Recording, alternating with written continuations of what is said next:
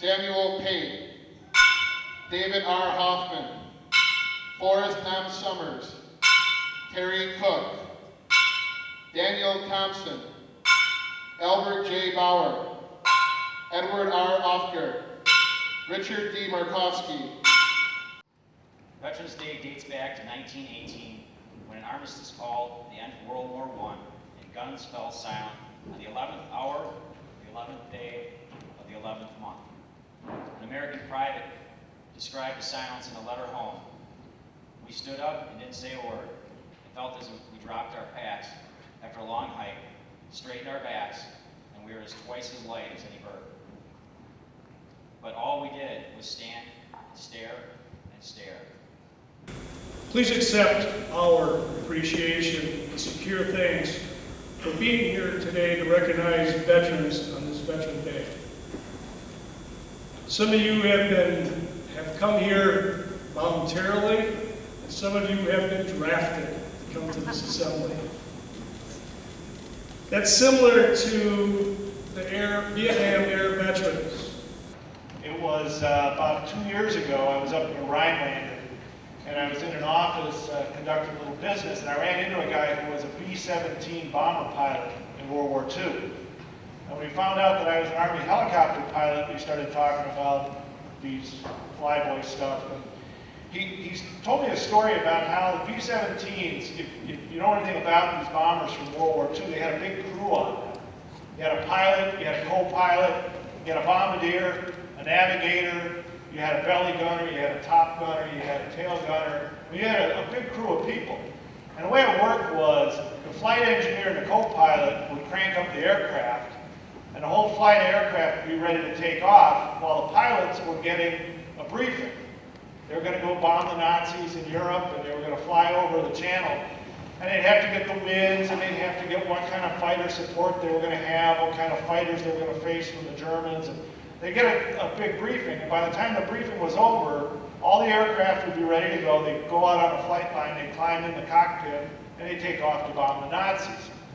Well, this guy told me a story about how they got a new pilot in their unit, and this guy had been reassigned, and he was kind of a cocky guy, like a lot of pilots tend to be. And the guy gets in the cockpit, and he looks over the flight crew, and there's the co-pilot, and the navigator, and the bombardier, and he reaches into his vest pocket, and he pulls out a .38 caliber pistol. He slaps it down on the console, and he looks at the crew, and he says, you guys know what this is for? They look at it, well, no, sir. I don't. He said, this is for navigators who get us lost. So they crank up and they're getting ready to go. Well, the navigator reaches down in his chart bag, and he pulls out a .45 automatic. He slaps that down on the chart table, and the pilot looks at him and says, well, what's that for? The navigator says, well, sir, I'm going to know we're lost before you do.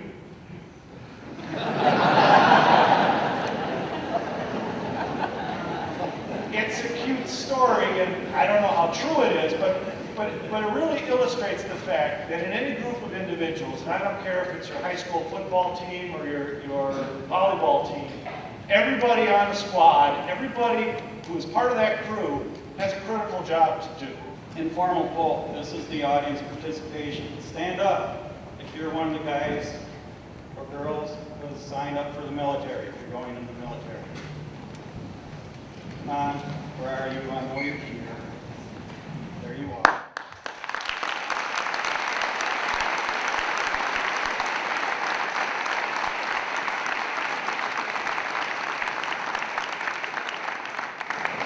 If you have a relative, brother, sister, aunt, uncle, who is currently in the military, any relative at all, stand up.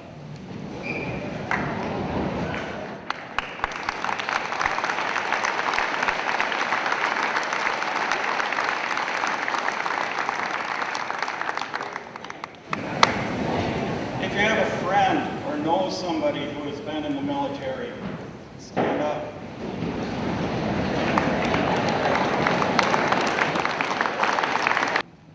Lauren Rockhill, Army, 1941 to 1945.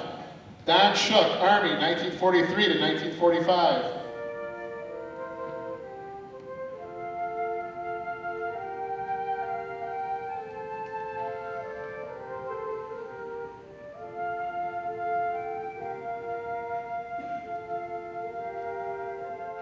Kenneth H. Rude, Rex W. Chapman, Arthur Ondell, Forrest Ashley, Clarence Cloth, Robert W. Lenz, Richard D. Smith, Eleanor Lilly,